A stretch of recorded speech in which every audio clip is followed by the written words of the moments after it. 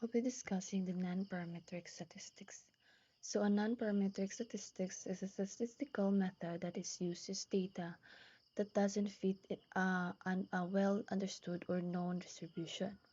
So with a nonparametric test, you don't make any assumptions about the distribution of data or about the parameters of data. So let's proceed the nonparametric statistics of uses. So uses of nonparametric. So first is a use with a small sample sizes. One of the benefits of nonparametric statistics is that you don't need a large sample size now. So since you aren't making assumptions about the parameters or distribution of the data, you can use a smaller sample sizes. So for the second uses of the nonparametric test, which is to apply to nominal data types. So you can use nonparametric statistics with different data types. So one data type is nominal data, which is data that doesn't have a quantitative value. So for example, Anikay, gender. So race and employment status are all common nominal variables rather. So this allows you to conduct analysis on data that you'd be unable to with a parametric statistics. So the next uses of non-parametric test, which is check your data. So as with all types of statistical analysis, it is important to check your data also. So ensure that you record your everything properly. So as times a single mistake can be big consequence on the final result. So most ni siyang especially true when you're working with small sample sizes kay as each value has a bigger impact on the results. So also ensure that performing any non-parametric methods correctly. Okay, you must be also checking the formulas for any errors. Let's proceed to the level of measurements of non-parametric statistic tests, which is there are four levels, which is um, first is nominal level, second is ordinal level, third is interval level, and the fourth is ratio level. So the first level, which is the nominal level. So in this level of measurement, mo ni siya ang kaning words, letters, and alphanumerical symbols can be used. So suppose there are data about people belonging to the three different gender categories. So in case ani kay, for example kay um, the person belonging to the female gender could be classified as F. So the person belonging to the male gender could be classified as M, and the transgender classified as T. So mo ni siya ang nominal level.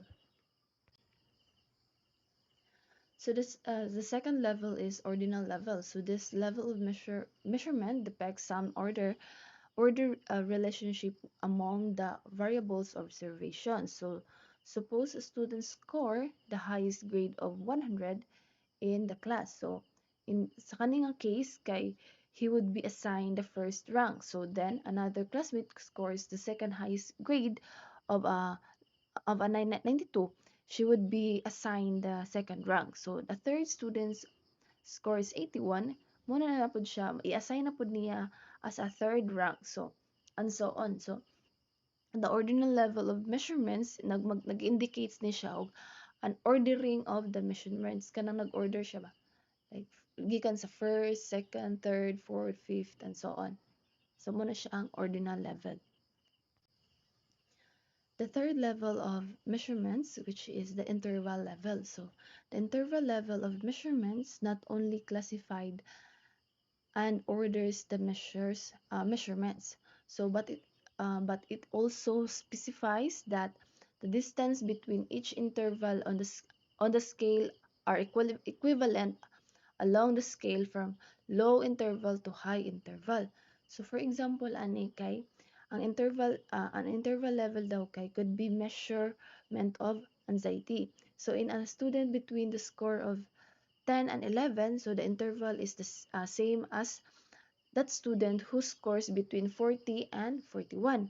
So a popular example ani niya sa interval level kay temperature and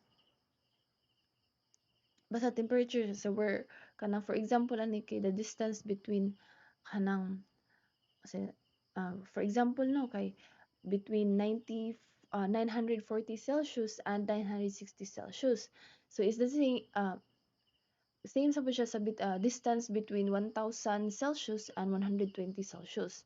So muna ang interval level.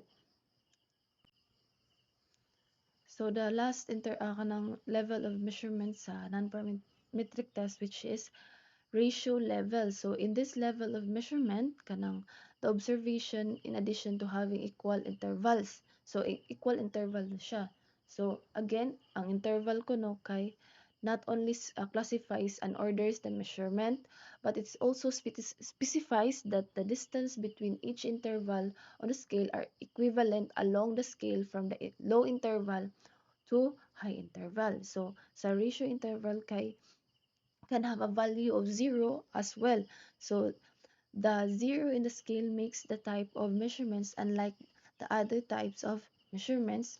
So although the properties are similar to the to that of the interval level of measurement. So ang ratio of level of measurement man jud kay divisions between the 2 points on a scale have equivalent distance between them. Sama na siya. So let's proceed to the data analysis of the non-parametric test. So uses analytical and logical reasoning to gain information from the data. So finding meaning in the data so that the derived knowledge can be used to make perform decisions. And there are two statistical methods, which is first is a descriptive statistics. So some descriptive statistics kay mo ni siya ang summarize and organize characteristics of a data set. So a data set is collection of responses or observations from a sample of entire population. So descriptive statistics which describes sad siya and summarize daw sa data from a sample. So data analyzed through measure frequency, dispersion, central tendency, and position. So if next is inferential statistics. So inferential statistics allows you to make predictions or inferences from that data. So with inferential statistics, you can take data from samples and make generalizations about the population. So inferential statistics kay which data use collected from a sample to make decision predictions or inferences from kato siya nga populations. So analysis from a data involves test or differences and relationship between different sets of data. So the descriptive statistical test is applicable for nominal data. So nag-include ni siya here as you can see sa slides. First is nominal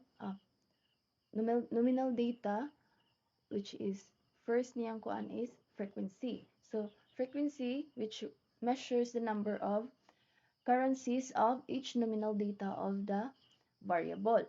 Second is here mood, which is the type of descriptive statistics that researchers use to determine the most frequently occurring value of the variable of dataset. So the next sa next slide makita ninyo ang ordinal data which is um, descriptive data tool include nga first is frequency and mood. So as you can see sa imuhang nominal data, lahi-lahi ang frequency ug mood but ari na sa data which is nagkuyog na ang frequency and mood. Second is median percentile. So median, this is used to determine which variable in the data set is the center. We can also use sa we can also use the percentile, which indicates the percentage of scores that for below the particular value. Next is range. So range which measures mo ni siya mag-measure sa variable or how far the data points lies on each other. So for the next data, which is the interval data. So sa nominal data, frequency ug mode ra. Sa ordinal data kay frequency mode, median percentile, and second is range. Ari sa interval is nana ang mga nana ang frequency ug mode na siya 'di ba sa nominal data kay wala siya median percentile. Ang sa ordinal kay naa siya frequency mode or naa siya median percentile and range.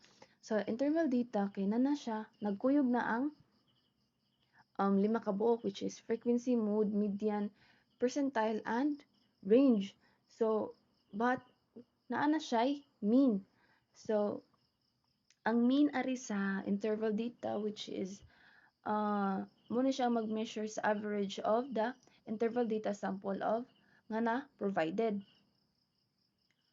And the last is standard deviations. So mo sad ni siya ang standard deviation ari sa interval data, which is nag-illustrate ni siya sa spread of data relative to the mean. And the last one is variance. So it is also kanang use ni siya sa mag-illustrate sad siya kung pila ang spread sa exists of data.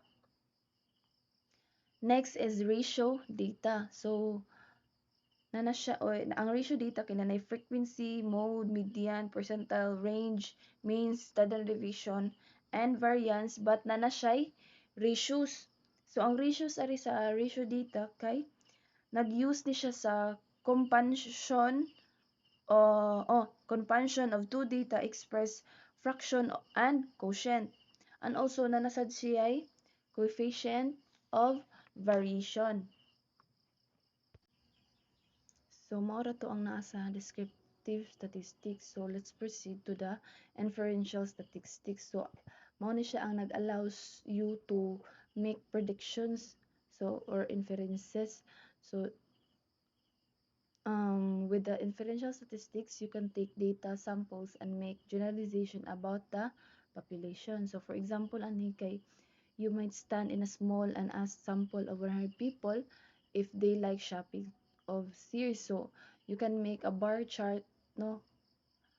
So for example, sa yes or no answer. So or you can use the research. So to the reason that around 75 to 80% of populations, so mao na siya ang all shoppers in all malls. So like shopping at Sears, mao na siya.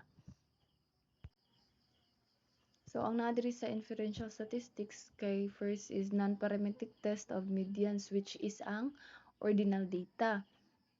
Next is Wilcoxon sign rank test, so which is some sample of two variables.